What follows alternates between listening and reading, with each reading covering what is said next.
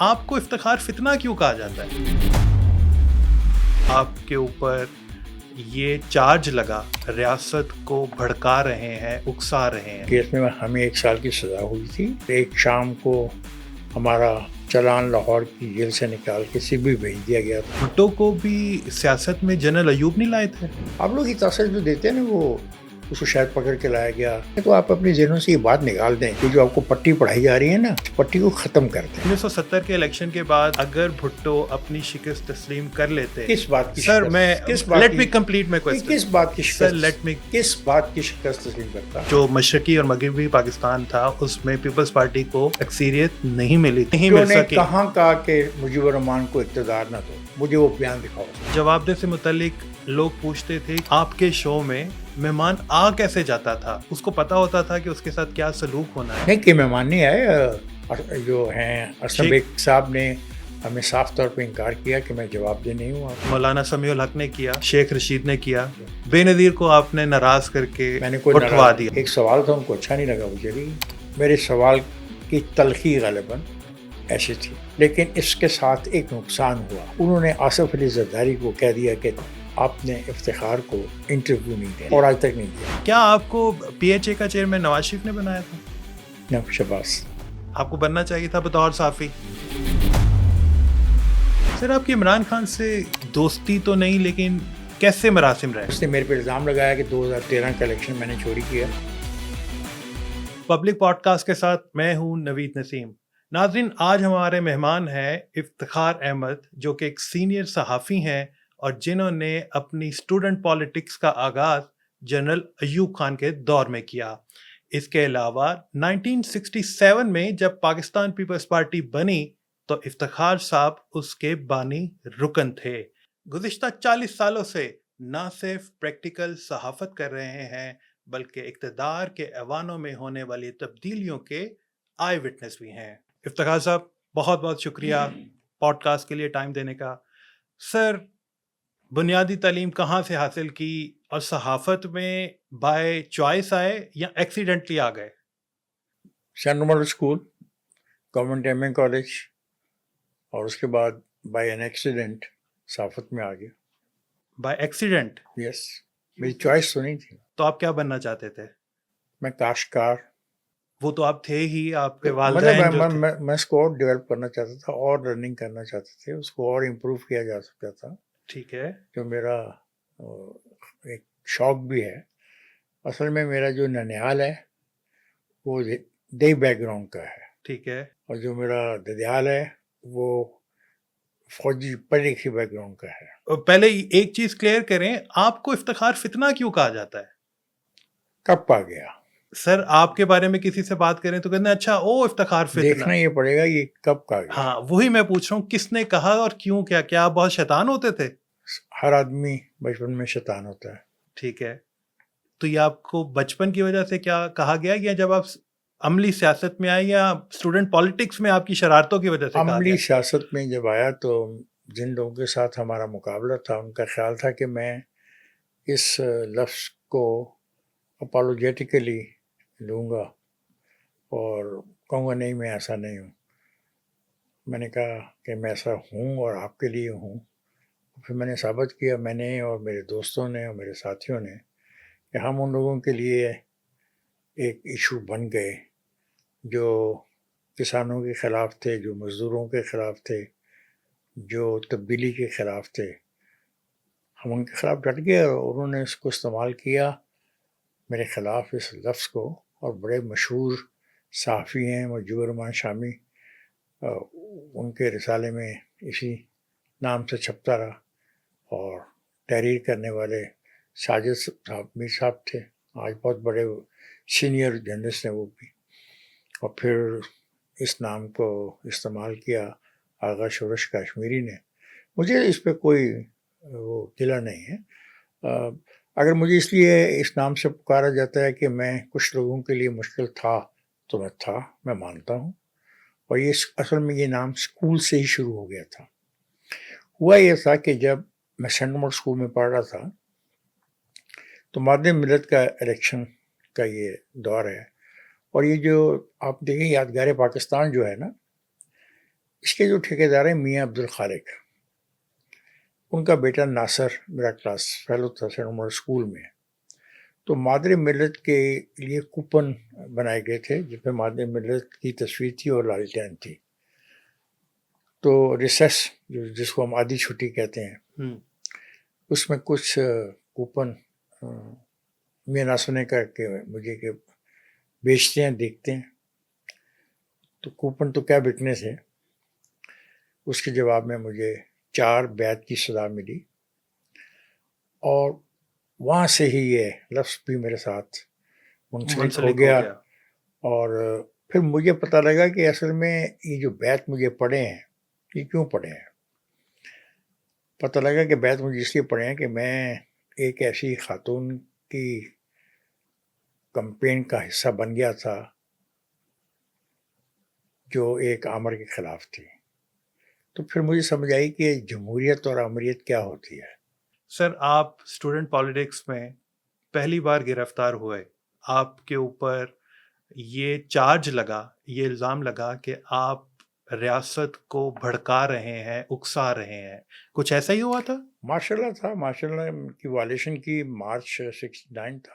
جی. سزا ہوگی. اور دکھ کی بات ہے کہ میرے خلاف لاہور کے ڈپٹی کمشنر مسعود مفتی وٹنس کے طور پہ پیش ہوئے، جو بہت بڑے شاعر اور ادیب ہیں. بعد میں خود بھی وہ پریزن آف وار رہے ایسٹ پاکستان میں. اور دوسرا مجھے دکھ ہے کہ میرے کالج کے پرنسپل کرامت حسین جعفری بھی میرے اور میرے دوستوں کے خلاف بطور وٹنس عدالت میں پیش ہوئے، اور آرمی کورٹ تھی، ہمیں سزا ہوئی 1 سال کی. اور آپ کی ضمانت ہو گئی تھی نا؟ نہیں، ایس ایم مسعود نے آپ کی کوئی ضمانت دی؟ ضمانت نہیں ہوئی تھی. اس کیس میں ہمیں 1 سال کی سزا ہوئی تھی. اور پھر ایک شام کو ہمارا چلان لاہور کی جیل سے نکال کے سبھی بھیج دیا گیا تھا. اور اتنے خوف زدہ تھے کہ بجائے لاہور ریلوے اسٹیشن سے ہمیں گاڑی میں بٹھایا جاتا، ہمیں رائے گنج کے اسٹیشن سے گاڑی میں بٹھایا گیا.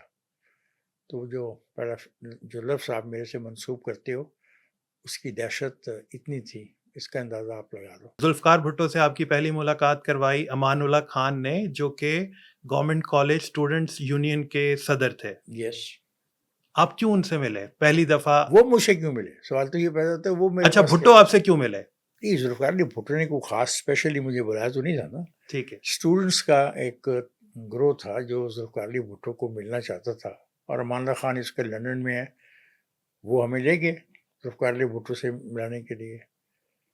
ینگ نوجوان آدمی، ہم بھی 17-18 سال کے ہوں گے.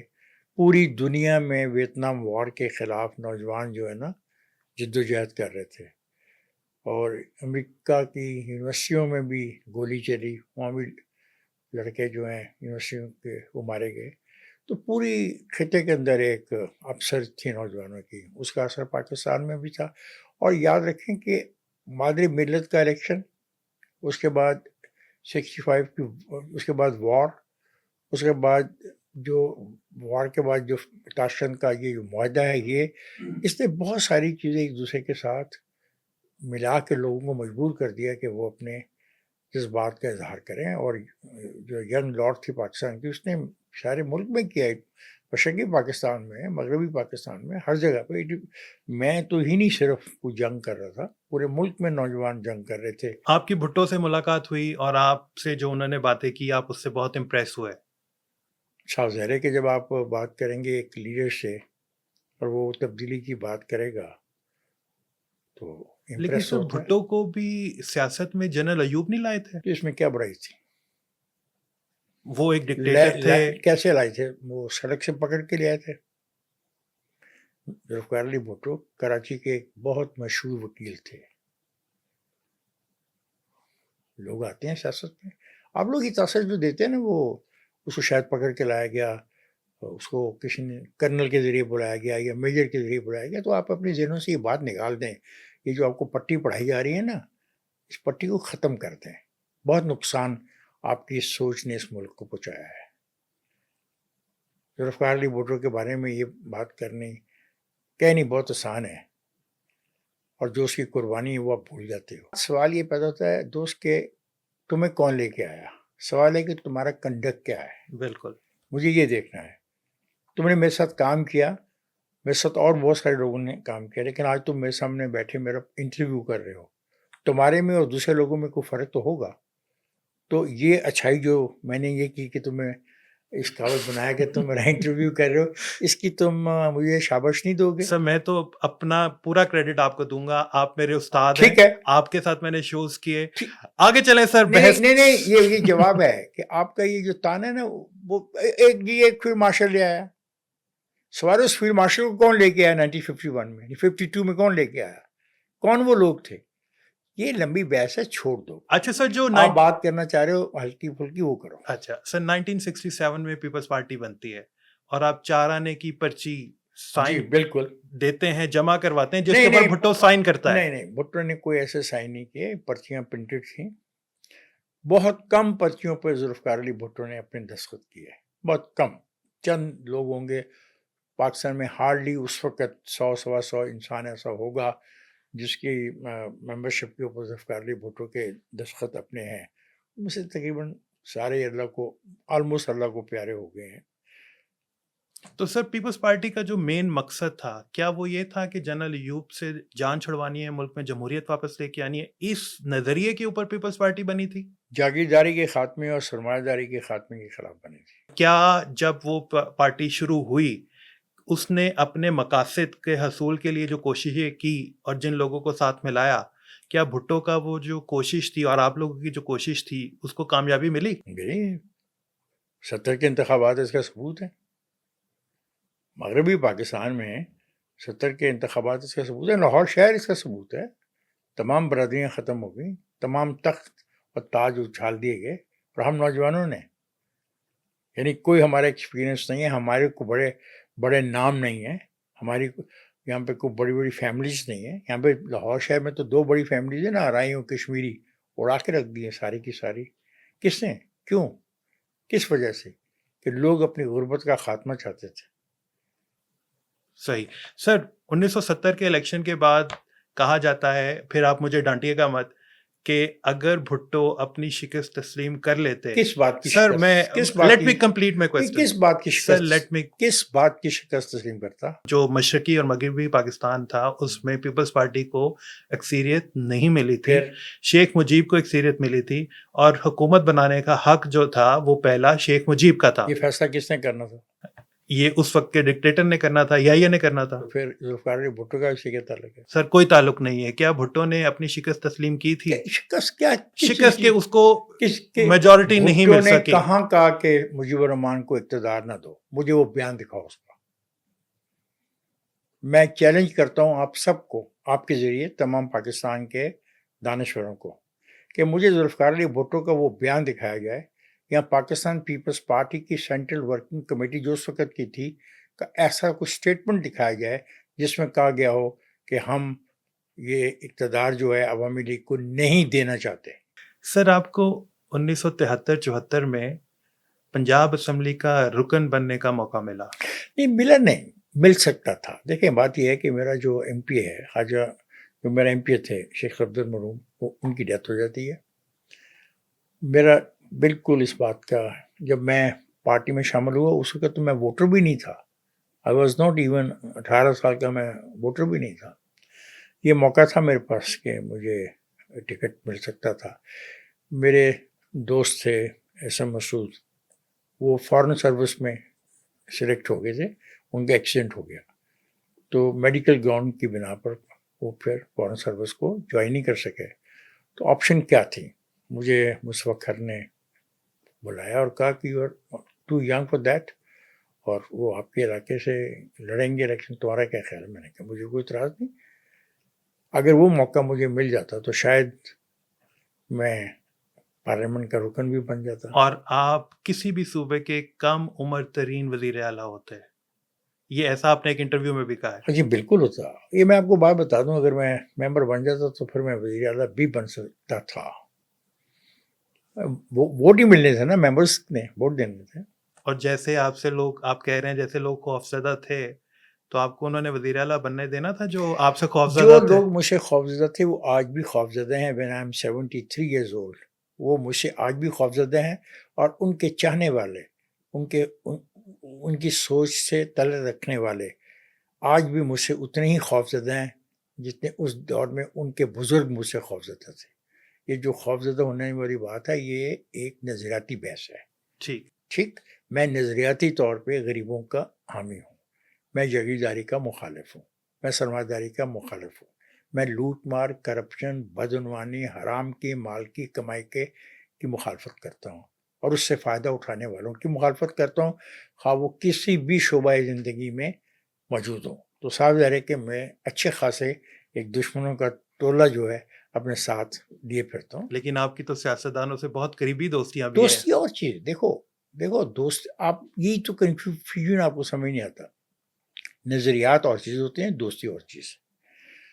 ابھی پچھلے دنوں کئی سالوں کی بات ہے، میرے پاس شامی صاحب آئے اور انہوں نے کہا کہ افتخار آپ نے انٹرویو کیا اپنا قاضی حسین احمد کا.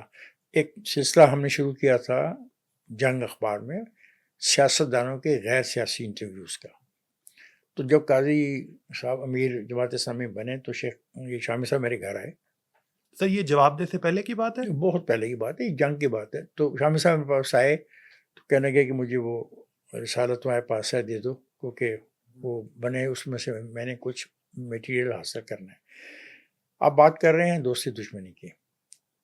جتنے لوگوں نے میرے خلاف لکھا، میری آج ان سے بہت اچھی دوستی ہے، میں ان کی عزت کرتا ہوں، احترام کرتا ہوں، کیونکہ جس دور میں ہم سیاست کر رہے تھے یا سیاست سیکھ رہے تھے اس میں احترام کا جو رول ہے وہ تھا. اس میں اوے توے کی بات نہیں تھی. نظریاتی اختلافات اس میں ہوتے تھے. لوگوں کے پیچھے گلی محلے میں سیٹیاں نہیں بجائی جاتی تھیں. وہ ایک نظریاتی بحث تھی. ہمارا یہ خیال تھا کہ یہاں پہ جاگیرداری نہیں ہونی چاہیے، سرمایہ داری نہیں ہونی چاہیے. ان کا موقف تھا کہ جو جاگیرداری ہے، سرمایہ داری اللہ میاں کی دین ہے، آپ کون ہوتے ہیں ان سے چھین کے غریبوں میں تقسیم کرنے کے لیے. یہ دو نظریات تھے. تو ان نظریاتی اختلاف تھا، پرسنل نہیں تھا. پرسنل نہیں تھا. اور وہ ان میں کافی دوست ہیں میرے. آج میجورٹی جو فرینڈز ہیں ہمارے ان کا تعلق اس جماعت سے. سر بھٹو کے خلاف جو پی این اے کی تحریک چلی اس کے پیچھے کون تھا؟ یہ لوگ جو شکست کھا چکے تھے 1970 میں، اس سے بری طرح پھر 77 میں انہوں نے شکست کھائی. اور بڑے مزے کی بات ہے کہ جتنی نشستیں 77 میں رائٹ ونگ لوگوں کو ملی اور اسمبلی کے ممبر بنے، ذوالفقار علی بھٹو کی، میں اگر اس فکر کو ایسے کہوں کہ آج تک اتنے لوگ قومی اسمبلی میں ممبر نہیں بنے اس سوچ و فکر والے جو 77 میں بن گئے تھے. تو آپ اس کو دھاندلی کا الیکشن کہتے ہیں. اس کے بعد تو پھر کوئی دھاندلی نہیں ہوئی. بھٹو کو تو آپ نے پھانسی پر لگا دیا. اس کے بعد تو الیکشن ہوئے. تو پھر اتنے لوگ کیوں نہیں پارلیمنٹ میں گئے؟ 38 39 تھے قومی اسمبلی کے ممبر اس وقت الیکٹ ہوئے، کیوں نہیں بنے؟ سر بھٹو کو پھانسی ہو گئی، اس وقت کا بہت سب سے پاپولر لیڈر تھا، ووٹ بھی اس کے پاس تھے. کیا وجہ ہے کہ پیپلز پارٹی کے آپ جیسے اراکین اور جو دیگر اراکین تھے وہ بھٹو کو بچانے کے لیے ایک اسٹرانگ مہم نہیں چلا سکے؟ کیا کرتے بتائیں، کیا کرتے؟ کوڑے مارے جا رہے تھے، لوگ اپنے آپ کو جلا کے مار رہے تھے، گرفتاریاں ہو رہی تھیں، مارشل لا کے مقدمات چل رہے تھے. سر بھٹو کے بارے میں کرنل رفیع نے اپنی کتاب میں لکھا ہے بھٹو کے آخری 323 دن کہ بھٹو کا یہ کہنا تھا کرنل رفیع کو کہ ان کے وکیلوں نے ان کا مقدمہ صحیح لڑا ہی نہیں ہے. آپ اس سے اتفاق کرتے ہیں؟ میں بالکل اس سے اتفاق نہیں کرتا. سپریم کورٹ آف پاکستان کے فل بینچ نے اب جو ججمنٹ دی ہے میں اس کا حامی ہوں کہ اس میں یہ طے کیا گیا کہ مقدمہ صحیح لڑا. البتہ جو جج تھے وہ دیانتداری سے اپنا وہ کردار ادا نہیں کر سکے جو جج کو کرنا چاہیے تھا. وہ بڑے پرسنل ہو گئے تھے ذوالفقار علی بھٹو کے خلاف. اور کرنل رفیع نے ایک اور چیز یہ لکھی کہ بھٹو نے آخری لمحات میں ان کو کہا، یہ آخری چیپٹر میں وہ لکھتے ہیں کہ بھٹو نے یہ کہا کہ ان کی پارٹی کو مردہ بھٹو چاہیے، زندہ بھٹو نہیں چاہیے. میں نہیں مانتا کرنل رفیع کون تھا. کرنل رفیع کا کیا رول تھا؟ بھائی دیوے آپ بہت باتیں کرتے ہیں یہاں پہ بیٹھ کے. چیف سیکیورٹی آفیسر تھے کیا وہ. تھا سر وہ کیا کام کرتا تھا وہ؟ چیف سیکورٹی آفیسر تھے اس کا کیا وڈیالہ تعلق کے. تھا جیل میں؟ ذوالفقار علی بھٹو پہ کیا تھا مقدمہ؟ قتل کا مقدمہ تھا. تو وہ فوجی کیا کر رہا تھا وہاں پہ؟ سارا کا سارا جیل خانہ فوج کے حوالے کیوں کیا گیا تھا؟ سوال یہ پیدا ہوتا ہے کہ یہ صاحب جس کا آپ حوالہ دے رہے ہیں یہ وہاں پہ کیا کر رہے تھے؟ اس کی یہ ڈیوٹی تھی کہ اس نے ڈائریکٹ ٹیلی فون پہ اطلاع کرنی تھی ضیاءاللہ کو کہ ہی بھٹو ہیز بین ہینگ. اور آپ کے کچھ دوست صحافی ایک گندے نالے میں جیل کے باہر ایک گندے نالے میں بیٹھے ہوئے تھے اس خبر کی کے انتظار میں تاکہ وہ بی بی سی کو خبر دے سکے. یہ آپ کا کردار. اور آپ مجھے بتا رہے ہیں ایک کرنل کا حوالہ دے رہے ہیں. میرا کوشچن ہے وہ کرنل وہاں پہ کر کیا رہا تھا؟ بھٹو پر تو قتل کا مقدمہ تھا ایک شخص پہ، ایک شخص کے. کتنے قاتلوں کی نگرانی کے لیے فوجی جیلوں میں سر گئے؟ بھٹو نے وہ مقدمہ ختم کیوں نہیں کروا میرے دیا تھا؟ سوال کا یہ جواب پہلے دیں کہ کتنے قاتلوں کی نگرانی کے لیے جیلوں میں فوجی تعینات کیے جاتے ہیں؟ سر ڈکٹیٹرشپ میں تو کیے جاتے ہوں گے. نو میں اس مارشل لا کا دور تھا نا سر. اس وقت بھی سر ذوالفقار علی بھٹو ایک قاتل تھا جیل میں. پاکستان کی جیلوں میں اس وقت کوئی اور ایسا قیدی نہیں تھا جس پہ قتل کا الزام تھا، صرف ذوالفقار علی بھٹو پہ قتل سر کا آپ الزام بالکل تھا. صحیح کہہ رہے ہیں. میں تو آپ سے کوسچن اس لیے کہہ رہا ہوں، میرا مقصد یہ ہے کہ لوگوں کے دلوں میں جو کوسچن ہوتے ہیں، دماغوں میں جو کوسچنز کیا ہوتے ہیں، دماغوں میں کوئی you are the right person to answer all those I questions. Am not the right person. History ثابت کرتی ہے کہ آپ ایک طرف تو اس پہ الزام لگاتے ہیں. ابھی آپ نے میری موجودگی میں الزام لگایا کہ اس نے ایک پیداوار تھا وہ ایک فوجی کی، آ گیا الیکشن لڑا، مجیب الرحمان کو اس نے اقتدار نہیں دیا. آپ نے اس پہ وہ مقدمہ کیوں نہیں چلایا؟ آپ نے اس پہ پاکستان کو توڑنے کا مقدمہ کیوں نہیں چلایا؟ آپ نے اس پہ ایک فرد کا مقدمہ کیوں چلایا؟ میں آج کے اس پروگرام کے ذریعے پاکستان کے تمام دانشوروں سے اس سوال کرتا ہوں جو ذوالفقار علی بھٹو کی دشمنی میں پاگل ہوئے جاتے ہیں آج بھی، کہ ایک طرف تو آپ یہ کہتے ہو کہ وہ ذمہ دار ہے پاکستان کو توڑنے کا، اور تم اس کو سزا دے رہے ہو ایک شخص کے قتل کے بارے میں. تو تمہارا اگر الزام درست ہے تو تم مجرم ہو قوم کے کہ تم نے اس پر پاکستان توڑنے کے الزام کا مقدمہ کیوں نہیں چلایا؟ آپ عملی سیاست میں کیوں نہیں آئے؟ آپ کوئی وزیر نہیں بنے، سینیٹر نہیں بنے، کیوں نہیں بنے؟ کیا بن جاتا تو پھر کیا کر دیتا؟ نہیں، اگر کیوں نہیں، آپ پیپلز پارٹی کے بانی رکن ہیں، بن جاتے، کوئی ملک کے لیے اچھا کام کرتے. There are two different types of چیزیں ہوتی ہیں. ایک ہوتا ہے اقتدار میں آنا، ایک ہوتا ہے آپ کی اپنی کمٹمنٹ. ہماری ذوالفقار علی بھٹو سے اختلاف ہو گئے تھے حلقہ 6 کے انتخابات کے بعد، جب میں، حنیف رامے، راجہ منور، ایم کے خاکوانی علیحدہ ہو گئے تھے. اور ہمارا یہ مطالبہ تھا کہ پیپلز پارٹی کی جو بنیادی مقاصد ہے ہم اسے دور ہو رہے ہیں، ہمیں واپس ان مقاصد کی طرف جانا چاہیے. اس بنا پر ذوالفقار علی بھٹو سے ہمارے اختلافات تھے، ہو گئے تھے. اس کے نتیجے میں ہم نے قلعہ بھی بھگتا. آپ نے پیپلز پارٹی کب چھوڑی یا نہیں چھوڑی؟ کیا پیپلز پارٹی کو چھوڑنے کے لیے اعلان کرنا پڑتا ہے؟ ٹھیک ہے، جب بھٹو سے آپ کے اختلافات ہو گئے تو پھر نہیں، ہم نے بھٹو صاحب سے اختلاف کیا، ہم قلعے میں گئے. اس کے باوجود جب 1977 کا الیکشن ہوا، میں پھر دوبارہ شیخ محمد رشید کے تمام الیکشن کمپین کا انچارج تھا، کیونکہ پھر مقابلہ ہمارا جماعت اسلامی کے ساتھ تھا. اصل میں یہ مسئلہ ہے نظریات کا. اب چونکہ نظریات ہیں نہیں پاکستان میں، اور نوجوان نسل نظریات کے علاوہ کچھ اور چیزوں میں الجھ کے رہ گئی ہے، تو آپ نہیں سمجھ پائیں گے کہ یہ کیا مسئلہ ہے. کہ قلعے میں بھی جانا، اور اس قلعے میں جانے کی بنا پر، یعنی اس قلعے کے میں جب مجھے لے جایا گیا تو نوائے وقت کے بیک پیج پہ ایک چھوٹی سی خبر اوپر چھپی کہ افتخار احمد کو کہیں پہ غیر کیا فکرہ بولتے ہو، نامعلوم مقام پہ لے جایا گیا. ٹھیک ہے، اچھا. لیکن ہم نے اس کے باوجود یہ سمجھا کہ ہم نے پھر بھی سپورٹ ذوالفقار علی بھٹو کو کرنا ہے ان تمام کوتاہیوں. اگرچہ رامے صاحب وغیرہ نے الیکشن لڑا ان کے خلاف، لیکن میں نے اپنے حلقے میں، چونکہ میرا جو حلقہ تھا اس میں شیخ رشید کا الیکشن کمپین پھر میرے پاس تھی. 70 میں بھی الیکشن کمپین کا انچارج میں تھا، اور 77 میں بھی انچارج میں تھا. 70 میں بھی جماعت اسلامی کو بھرپور شکست دی اور 77 میں بھی وہاں سے بھرپور شکست دی. پہلے ان کے طفیل صاحب کو ہرایا, میاں طفیل کو, اور پھر چودھری رحمت علیہ کو. سر آگے اور چلتے ہیں. اگر میرے بارے میں جاننا چاہتے ہو تو پھر پراچی کی کتاب میں پڑھ لینا کہ میں کیا کر رہا تھا. اور انہوں نے بھی آپ کو اسی الفاظ سے مجھے یاد نہیں کیا پتا کہ سر مجھے وہ نہیں پتا کن الفاظوں سے اپنایا. شیخ شہید کی کتاب پڑھ لینا کہ وہ میرے بارے میں کیا کہتے ہیں. اسم گرداس پوری کی کتاب پڑھ لو, وہ میرے بارے میں کیا کہتے ہیں. آپ رانا صاحب کی کتاب پڑھ لو, وہ میرے بارے میں کیا کہتے ہیں. سر ان کے بارے میں وہ جو کہیں, میں آپ کو ذاتی پچھلے 25 سالوں سے میں آپ کو ذاتی طور پہ جانتا ہوں, تو میں اس بارے میں کچھ نہیں کہوں. آپ نے میرا وہ رخ نہیں دیکھا, 25 سالوں میں بھی نہیں دیکھا. آپ نے وہ میرا رخ نہیں دیکھا. جب میں تقریر کرتا تھا تو ہزاروں کا مجمع میرے سامنے بیٹھا ہوتا تھا.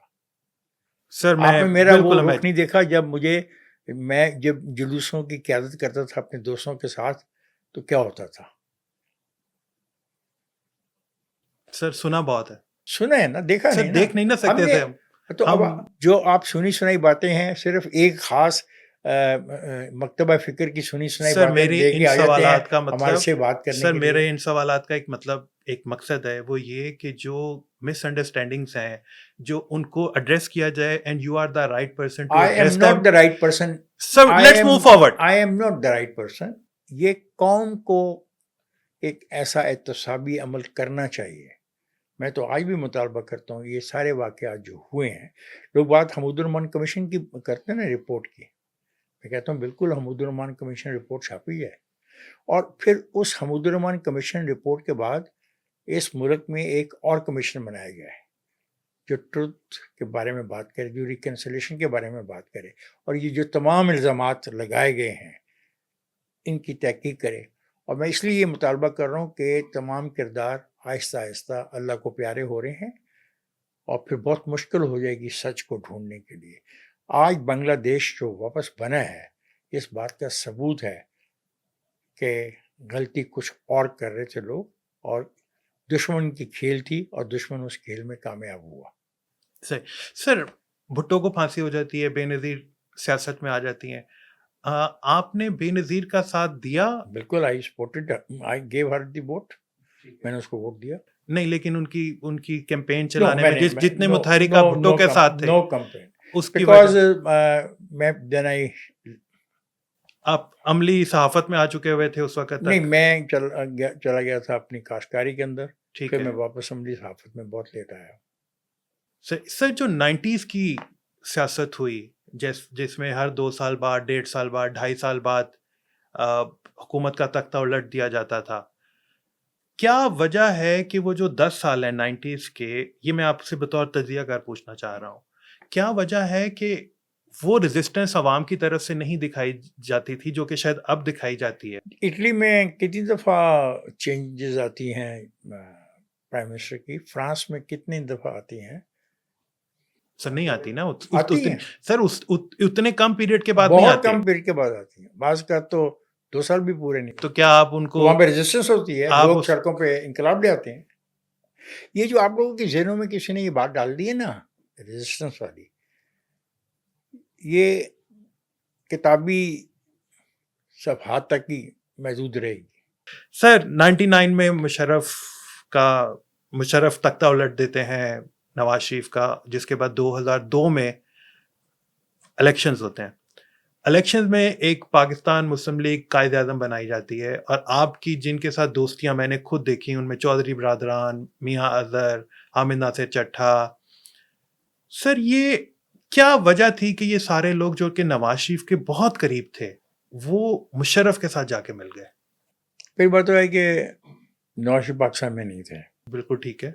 ہمارے ملک کی جو سیاست ہے وہ زیادہ تر علاقائی سیاست ہے, جس کو ہم کانسٹیچوئنسی کی پالیٹکس کہتے ہیں. نظریاتی سیاست دفن ہو چکی ہے. 80 کے بعد کوئی نظریاتی سیاست نہیں چلی. تھوڑا عرصہ چلی ہوگی تو وہ اتنی کامیاب نہیں ہوئی. تو ہر آدمی اپنی کانسٹیچوئنسی کی سیاست کو بچانے کے لیے اس قسم کے فیصلے کرتا ہے جس کا اظہار آپ کر رہے ہیں. صحیح. سر 2002 میں پاکستان میں پرائیویٹ چینلز آنا شروع ہوتے ہیں, اور جیو سب سے پہلے آتا ہے. 2003 اکتوبر میں آپ جواب دے شروع کرتے ہیں. جواب دہ کا آئیڈیا کیسے آیا؟ کہ میرا آئیڈیا نہیں تھا، یہ مرحوم عمران اسلم کا آئیڈیا تھا اور ان کا یہ فیصلہ تھا، اور اس فیصلے میں شکیل الرحمان صاحب شامل تھے، اظہر عباس صاحب شامل تھے، عمران اسلم صاحب شامل تھے، تو ان سر کا فیصلہ تھا۔ آپ کیا سمجھتے ہیں کہ اس پروگرام کو جو اتنی پذیرائی ملی اس کی کیا وجہ تھی؟ کیونکہ آج کے دور میں اگر ہم ویسا پروگرام کریں تو آپ اتنا کھل کے وہ کوئی سوالات نہیں کر سکتے جو کہ اس زمانے میں آپ نے کیے۔ نبی اصل میں ریسرچ کے بغیر پروگرام نہیں بنتے، وہ پروگرام ریسرچ بیس پروگرام تھا، اور آج کا پروگرام ریسرچ بیس اتنا نہیں ہے۔ تو اس کی وجہ کہ آپ نے اگر دن میں 2 3 4 ولاگس کرنے ہوں اور پروگرام کرنا، تو پھر ایک دن میں 3 پروگرام کرنے کے لیے کتنا وقت ہے آپ کے پاس ریسرچ کا؟ اور پھر ہم ریسرچ بیس پروگرام کر ہی نہیں رہے۔ ہم پاکستان میں غربت کے خاتمے کے لیے کوئی ریسرچ بیس پروگرام نہیں کرتے۔ ہم یہ جو سیلاب آ رہا ہے، کئی سالوں سے آ رہا ہے، تباہی کر رہا ہے، ہم نے اس پہ کوئی ریسرچ بیس پروگرام نہیں کیے کہ اس پہ کیسے قابو پانا ہے۔ پاکستان کے اندر غربت کے خاتمے کے لیے کیا طریقہ کار اختیار کیا جائے، پاکستان میں بچوں کو جو تعلیم نہیں ملتی اس کے لیے کیا کیا جائے، جو ہمارا رویہ ہے انتہا پسندانہ، اس پر کیسے قابو پایا جائے۔ اس کے لیے ریسرچ کی ضرورت ہے، کتابیں پڑھنی پڑتی ہیں، تھیسس دیکھنے پڑتے ہیں، اس کی تیاری کرنی پڑتی ہے۔ سر اب وہ رہ نہیں گیا۔ جواب دہ سے متعلق لوگ پوچھتے تھے کہ آپ کے شو میں مہمان آ کیسے جاتا تھا؟ اس کو پتا ہوتا تھا کہ اس کے ساتھ کیا سلوک ہونا ہے؟ نہیں کہ مہمان نہیں آئے، جو ہیں اسلم بیگ صاحب نے ہمیں صاف طور پہ انکار کیا کہ میں جواب دہ نہیں ہوں آپ کا، انہوں نے انکار کر دیا۔ مولانا سمیع الحق نے کیا، مولانا سمیع الحق نے شیخ کیا، رشید نے کیا، جی ہاں۔ تو پھر آتے کیسے تھے؟ جو وہ آج شیخ آتے رشید آ گئے تھے، شیخ رشید وہ عوام کی عدالت میں آئے تھے، جواب دہ جواب دینے میں نہیں آئے تھے۔ تو کیسے آ جاتے تھے؟ میرا خیال ہے وہ بہادر تھے، مطلب وہ تیار تھے چیزوں کو فیس کرنے کے لیے، اور آج شاید اتنے طاقتور لوگ نہیں ہیں سیاست میں۔ بے نظیر کو آپ نے ناراض کر کے میں نے کوئی اٹھوا دیا، میں نے کوئی ناراض نہیں کیا۔ وہ کیوں ناراض ہوئی تھی؟ کس بات پہ ہوئی تھی؟ کسی بات پہ ناراض نہیں، تو وہاں پہ موجود تھے، کسی بات پہ ناراض۔ سر وہ اٹھ کے تو چلی گئی تھی نا؟ ٹھیک ہے، چلی گئی تھی، ایک سوال تھا، ان کو اچھا نہیں لگا، وہ چلی گئی۔ کیا صدر زرداری اس وقت آپ کے پاس آئے تھے اور انہوں نے آپ سے کہا تھا کہ میرے میں نے بی بی سے کہا ہے کہ اس No. پروگرام میں نہ آؤ، لیکن وہ پھر بھی آ گئیں؟ ایسی کوئی بات نہیں ہے، بالکل غلط بیانی سے کام مت لیں۔ ہم نے ان کو بہت ریکویسٹ کی ہوئی تھی، ہمیں ریکویسٹ کا جواب آیا کہ دبئی میں آ کے آپ انٹرویو کریں، اور وہ عید کا دن نہ تھا۔ ہم وہاں پہ انٹرویو کرنے گئے، اور اس انٹرویو میں ایک سوال کے اوپر وہ محسوس کرتی تھیں کہ بہت پرسنل کویشچن یہ ہو گیا ہے، انہوں نے محسوس کیا کہ ان کو چھوڑ دینا چاہیے انٹرویو۔ میرے سوال کی تلخی غالباً ایسی تھی، ٹھیک ہے، لیکن وہ پھر واپس تشریف لائیں اور انہوں نے مجھ سے پوچھا کہ Iftikhar shall we continue, I said yes, اور پھر وہ پروگرام ہم نے پورا کیا۔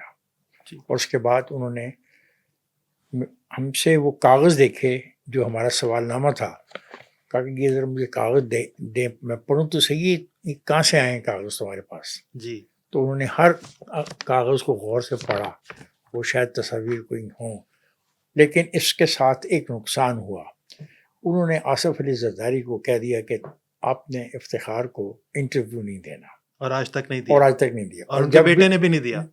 جب تک بیٹے کی خیر بعد میں نہ میں نے بیٹے سے اس کو ریکویسٹ کی، بعد میں آصف زرداری نے مجھے میرے بیٹے کو 3 دفعہ 1-on-1 کھانے پہ بھی بلایا، لیکن انٹرویو کے بارے میں اس کا یہ کہنا تھا کہ میری لیڈر نے مجھے منع کیا ہے کہ آپ کو انٹرویو نہیں دینا۔ سر وہی کاغذات بے نظیر نے دیکھے جن کے بارے میں امیگریشن والوں نے ایئرپورٹ پہ آپ سے پوچھا تھا؟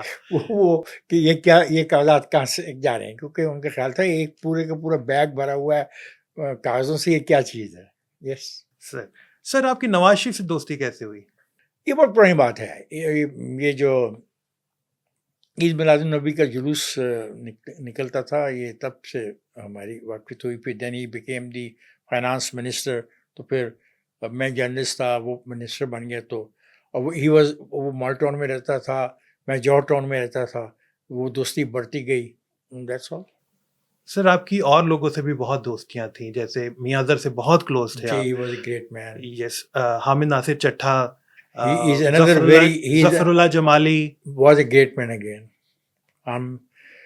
دیکھیں یہ جو ممتاز بھٹو ہے یا غلام مصطفیٰ جوتوئی ہے یا میاں ظفر اللہ جمالی ہے یا میاں اظہر ہے یا حامد ناصر چٹھا ہے، یہ مختلف قسم کے لوگ ہیں، یہ وضاحت قسم کے سیاستدان ہیں. آج یہ وضاحت سیاست میں ختم ہو گئی. لیکن سر آپ نے بھی تو ان کے ساتھ دوستیاں نبھائی ہوں گی نا. Obviously جی جب آپ مجھے احترام دیں گے تو میں آپ کا احترام کروں گا، یہ تو ایک نیچرل فنانم ہے. لیکن اگر آپ کو احترام سکھایا ہی نہ جائے تو آپ پھر کس کا احترام کریں گے؟ سر لیکن نواز شریف، اب میں آپ بطور تجزیہ کار بالکل اینڈ پہ آپ سے بات کرنا چاہ رہا ہوں. نواز شریف جو ہیں وہ پاکستان آنے کے بعد، الیکشن جیتنے کے بعد بالکل ایک گمنامی میں چلے گئے ہیں، وہ بولتے نہیں کیا ہیں. کسی کو ریٹائرمنٹ کی زندگی گزارنے کا کوئی حق نہیں ہے؟ ٹھیک، وہ ایک ایزی زندگی گزار رہے ہیں. ٹوڈے سر وہ جتنے ووکل تھے پہلے، کیا تم ان سے کیا توقع کرتے؟ چلو مجھے بتاؤ. سر جو آج کل سیاسی کوشچن فریم کرو پھر میں تمہیں جواب. سر جو آج کل سیاسی ماحول چل رہا ہے، جو جس قسم ان کا کی ہائیبرڈ بیٹی نظام چل ان کی رہا ہے، بیٹی جو ہے وہ سب سے بڑے صوبے کی چیف منسٹر ہے، ان کا بھائی پاکستان کا پرائم منسٹر ہے، اور سب سے بڑی اچیومنٹ وہ حاصل کر رہے ہیں. اور صاف ظاہر ہے اس معاملے میں وہ ہر وقت نواز شریف کے ساتھ مشاورت میں رہتے ہیں. کیا آپ کو پی ایچ اے کا چیئرمین نواز شریف نے بنایا تھا؟ شباز، آپ کو بننا چاہیے تھا بطور صحافی. اس میں بالکل میں یہ کمیونٹی کی سروس کرنی چاہیے. اگر آج بھی مجھے یہ کمیونٹی کی سروس کرنے کے لیے کوئی فرض دیا جائے گا میں کروں گا. اور بڑے مزے کی بات ہے کہ اس سلسلے میں میرے تمام صحافی دوستوں نے اپنا کردار ادا کیا، میری مخالفت میں ڈٹ کے کیا، اور خود وہ کہاں رہے اور کہاں سرو کرتے رہے، کن سرکاری محکموں میں نوکریاں کرتے رہے، مجھے ان پہ کوئی اعتراض نہیں. لیکن ایک بڑے مزے کی بات ہے، نیب کے جو انچارج تھے شہزاد صاحب داڑھی والے، انہوں نے 2 دفعہ مجھے طلب کیا اسی معاملے پہ، اور ان کو یقین نہیں آتا تھا کہ یہ سارے جو وقت ہے یہ میں نے بغیر کسی آفس کے، بغیر کسی تنخواہ کے، بغیر کسی پیٹرول کے، بغیر کسی گاڑی کے، بغیر کسی دفتر کے کیا. ان کو یقین نہیں آیا. ان کا بھی موقف وہی تھا جو اجاز چودھری صاحب نے میرے بارے میں ٹیلی ویژن پہ آ کے عمران خان کے کہنے پہ جن خیالات کا اظہار کیا، جن کو میں نے 5 کروڑ روپے کے ہرجانے کا نوٹس بھیجا. تو جب دوبارہ مجھے بلایا گیا نیب کے آفس میں تو میں نے کہا کہ ایسا کریں کہ ایک ڈپارٹمنٹ ہے، اس کے پاس ڈائریکٹر فائنانس بھی ہے اور ڈائریکٹر ایڈمن بھی ہے، آپ وہ سارا ریکارڈ قبضے میں کر لیں اور پھر اس ریکارڈ کی چھان بین کریں کہ کیا وہاں سے کوئی چیز میں نے لی ہے. تو وہ پریشان ہو گیا. اس نے کہا پھر آپ نے کیا کیوں؟ میں نے کہا یہ اس لیے کہ میرا شوق ہے، اور میں نے کہا کہ ہم نے یہاں پہ بہت سرو کیا شہر کو. بٹر فلائی پارک بنایا، دا فرسٹ آئیڈیا. جلو بوٹینیکل گارڈن ہم نے بنایا، گریٹر اقبال پارک ہم نے بنایا. لاہور میں سب سے زیادہ پلانٹیشن ہمارے دور میں ہوئی. جو گرین ہیں پلاٹس شہر کے اندر سب سے زیادہ ہم نے بنائے. مجھے تو آج بھی اگر ایسا کام کرنے کا میرے پاس موقع ہو تو میں کروں گا. ایک کام میں نے البتہ اچھا نہیں کیا، کسی کو پسند نہیں آیا.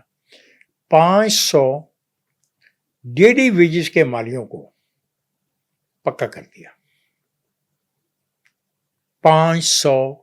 اور اگر ہم ان سے رشوت لیتے، کم از کم رشوت لیتے تو 4-5 کروڑ کی رشوت تھی، جو میں نے وہ بھی ان لوگوں کی خراب کی جن کے متحد وہ کام کرتے تھے. ہاں یہ برا کام میں نے وہاں پہ کیا، اور اس پہ مجھے کوئی سزا دکھ ملنی نہیں چاہیے. ہے، کوئی دکھ نہیں، کوئی افسوس نہیں ہے.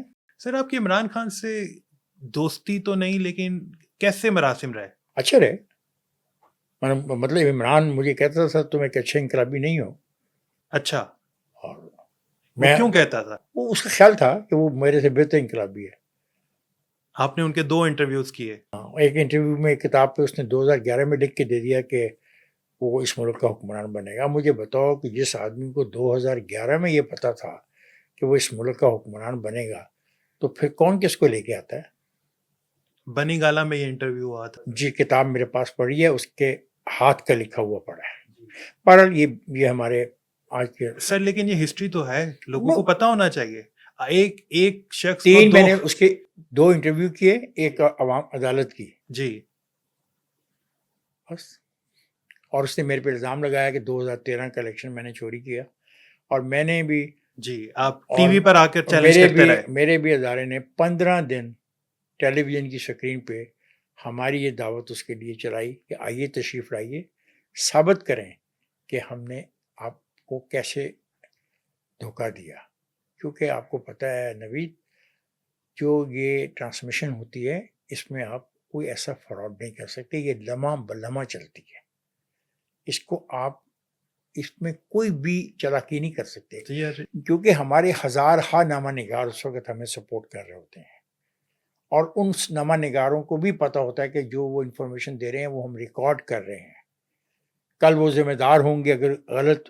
سر ہر ایک میکانزم بنا ہوتا ہے, ہر ووٹ کاؤنٹ کیا جاتا ہے. بالکل نہیں وہاں سے کاؤنٹ کیا جاتا ہے, اور جو ہمیں انفارمیشن دے رہے ہیں وہ بھی انڈر اوتھ ہوتے ہیں, وہ ہمارے اپنے آدمی ہوتے ہیں, اور ان کو پتہ ہوتا ہے کہ وہ جو کچھ بھی بھیج رہے ہیں اس کا ریکارڈ ہے ادارے کے پاس. سو یہ سوال ہی نہیں پیدا ہوتا تھا. تو 15 دن مسلسل وہ چلتا رہا. تو پھر مجھے ایک دن میر ظفر اللہ جمالی مرحوم کا فون آیا, اور ان دونوں میں ٹیلی فون آیا, انہوں نے مجھے کہا کہ بس کرتے ہیں. تو پھر میں نے شکیل صاحب سے گزارش کی کہ سر اب اس ہم دعوت کو واپس لیتے ہیں. آپ الیکشنز پہ ایک اتھارٹی مانے جاتے ہیں. اگر میں جو لاسٹ الیکشن ہوئے 2024 8 فروری کو, آپ اس کو کتنا منصفانہ اور شفاف سمجھتے ہیں؟ دیکھو میں ایک بات میں بڑے کلیئر بات بتاؤں, الیکشن میں دھاندلی کی نوعیت جو ہے جو الیکشن سے پہلے کی جاتی ہے, پری پول ریگنگ جو ہو جاتی ہے. باقی یہ کہنا ہے کہ ووٹ نہیں پڑے, میں نہیں مانتا. یہ جو لوگ آتے ہیں قطاروں میں کھڑے ہوتے ہیں, یہ کون ہوتے ہیں؟ یہ انسان نہیں ہوتے, پرچی نہیں کٹواتے. اور ہمارا سسٹم بڑا اسٹرانگ ہے. تمہارا جو ووٹ بنا ہوا ہے, جب تم اندر جاتے ہو تو تمہارا ووٹ کا نمبر ہے, تمہارا شناختی کارڈ نمبر ہے, تمہاری فوٹو ہے, اور جب تمہیں وہ پرچی دی جاتی ہے تو کاؤنٹر فائل کے اوپر تم انگوٹھا لگاتے ہو یا نہیں لگاتے؟ بالکل لگاتے ہو. اور پھر پرچی لے جا کے کہاں پہ ڈالتے ہو؟ رائٹ. اس کمرے میں تمام سیاسی پارٹیوں کے نمائندے بیٹھے ہوتے ہی نہیں بیٹھے ہوتے؟ بالکل بیٹھے ہوتے ہیں. تو پھر رات کو شور مچانا کہ ہمیں ہروا دیا گیا یا ہار دیا گیا. کچھ جگہوں پہ ایسا ہوتا ہے جہاں پہ بہت طاقتور گروہ آپس میں لڑ رہے ہوتے ہیں. میں یہ مانتا ہوں کہ پاکستان میں کچھ کانسٹیٹوئنسی ایسی ہیں جہاں پہ دھڑوں کی وجہ سے ایسی زیادتی ہو سکتی ہے. لیکن اب تو کسی نے کہا کہ پولنگ اسٹیشنوں سے بیلٹ بکس کو اٹھا کے لے جا, کسی نے, اور یہ ہوتا رہا ہے ماضی میں ہوتا ہے. اب کسی نے کہا, کبھی کسی نے. میں کہتا ہوں کہ جو سسٹم بنایا گیا ہے اس سسٹم میں خامیاں ہیں, اس کو امپروو کیا جا سکتا ہے, لیکن امپروومنٹ کی بات نہیں ہو رہی, الزام تراشی کی بات ہو رہی. سر بالکل اینڈ پہ آ جائیں. 2024 کے الیکشنز کے بعد جو سیٹ اپ سیاسی بنا اور یہ جو ایک ہائیبرڈ نظام چل رہا ہے, آپ اس ہائیبرڈ نظام سے آپ کو لگتا ہے کہ یہ ہائیبرڈ نظام ملک کے لیے ترقی کا سبب بن سکتا ہے؟ ترقی پہلے تمہارے نزدیک ملک کی ترقی ہے کیا؟ سر ایک عام آدمی جس کو 2 وقت کی روٹی آرام سے مل جائے, جس کا بجلی کا بل کم آئے, جو اپنے بچوں کو پڑھا سکے, جس کو صحت کی سہولیات مل سکے. بڑا اچھے خواہش ہیں آپ کی. ایک سیاسی جماعت آئی تھی جو سب کو چور کہتی رہی, اور آپ سب لوگوں کو پٹی پڑھائے گی 2011 سے آنورڈس کہ 2 خاندان چور ہیں, چور خاندانوں کو ختم کر دو. تو ان کے پاس بھی 4.25 سال وفاقی حکومت رہی, اور ایک جگہ پہ 14 سال سے ان کی حکومت ہے. اور یہ جو تمہاری ساری خواہشات ہیں یہ کتنی پوری ہوگی؟ سر اس کا مطلب یہ نظام بھی ڈیلیور نہیں کر سکتا؟ میں نے کچھ نہیں کہا. نہیں, آپ نے کچھ نہیں کہا. آپ نے یہ جو اپنی تمہید باندھی اس کا مطلب تو یہی ہے. میں نے کوئی تمہید نہیں مانی, میں نے حقیقت کی بات کی. اور آپ نے جس پارٹی کی بات کی اس کے اوپر تو خود الزام لگ گیا 190 ملین پاؤنڈز کا, اور اس میں اس کو سزا ہو گئی. اس پہ نہیں, میں اس پہ نہیں جا رہا. آپ اشارہ تو نہیں کر رہے. میں کوئی اشارہ نہیں کر رہا. آپ کا سوال یہ تھا, میرا سوال آپ سے تھا, آپ نے بہت پیاری باتیں کی. تو میں نے کہا کہ ہاں ایک پارٹی ایسی آئی جس نے پٹی پڑھائی پورے پاکستان کے لوگوں کو کہ پاکستان کی 2 جو سیاسی جماعتیں, یہ چوروں کی جماعتیں ہیں, فراڈیوں کی جماعتیں ہیں, یہ منی لانڈرنگ کرتی ہیں, یہ پتہ نہیں پاپڑ والوں کی جماعتیں ہیں, یہ پتہ نہیں کس کی جماعتیں ہیں. ٹھیک، وہ اقتدار میں آ گئے، 4.25 سال وہ وفاق میں رہے اور 14-15 سال سے وہ ایک صوبے میں ہیں. تو جن خواہشات کا آپ نے اظہار کیا کتنی پوری ہوئی؟ سر ہمیں نظام کو مکمل طور پہ بدلنا ہے، اور میری یہ تجویز ہے مقامی حکومتوں کا قیام پاکستان میں کیا جائے جیسا کہ ہندوستان میں ہے. اگر آپ چاہتے ہیں کہ وفاق چلتا رہے اور آپ کی جو خواہشات ہیں وہ پوری ہوں، غریبوں کا رول ہو، وہ اپنی قیادت کو خود چن سکیں. اور جب میں لوکل باڈیز کی بات کرتا ہوں، مقامی حکومتوں کی بات کرتا ہوں، تو کم از کم 1,00,000-1.25 لاکھ لوگ منتخب ہوں گے. ان 1100-1200 کی بجائے 1,00,000-1.25 لاکھ لوگ منتخب ہوں گے. جب اتنے زیادہ لوگ منتخب ہوں گے تو بہت ساری چیزیں بہتر ہونی شروع ہو جائیں گی. ہمیں توقع کرنی چاہیے، اور ہمیں بالکل بے بسی کا جو اظہار ہم کرتے ہیں ہر وقت نہیں کرنا چاہیے. پازیٹیوٹی کا بھی بات کرو. کیوں نہیں ہم بات کرتے مقامی حکومتوں کے بارے میں؟ کیوں نہیں جو کرپشن ہو رہی ہے، بےایمانی ہو رہی ہے، اس کو صحیح طور پہ ایکسپوز کیوں نہیں کرتے؟ ہم چند لوگوں کو کیوں نشانہ بنا لیتے ہیں اور چند لوگوں کو معاف کرتے ہیں؟ آپ سمجھتے ہیں صرف سیاستدان ذمہ دار ہیں؟ کیا یہاں کی بیوروکریسی، سول بیوروکریسی اور آرمی بیوروکریسی ذمہ دار نہیں ہے ان تمام خرابیوں کی؟ تو وقت آ گیا کہ ہم سنجیدگی کے ساتھ ایک مضبوط پاکستان کے لیے سب مل کے کام. سر لاسٹ کوسچن، آج کیا صحافت آزاد ہے؟ اتنی آزاد ہے کہ اس سے زیادہ آزاد ہو نہیں سکتی. یہ کیسی آزادی ہے سر کہ آپ کچھ مخصوص اداروں کے بارے میں بات بھی نہیں کر کیا بات سکتے، نہیں کر سکتے؟ آپ ہائیبرڈ نظام کے بارے میں بات نہیں کیا نہیں کر سکتے؟ مجھے بتاؤ نا، آپ کو کس بات سے روکا گیا ہے؟ آپ کو جس بات سے روکا گیا، صبح سے آپ اس کے نام سے پروگرام شروع کرتے ہیں اور رات 12 بجے تک اسی کا نام لے کے پروگرام کرتے رہتے ہیں. کس بات سے آپ کو روکا گیا؟ سر تھینک یو سو مچ. امید ہے افتخار صاحب کے ساتھ آپ کو یہ گفتگو پسند آئی ہوگی. پبلک پوڈ کاسٹ سے اجازت دیجیے. اللہ حافظ.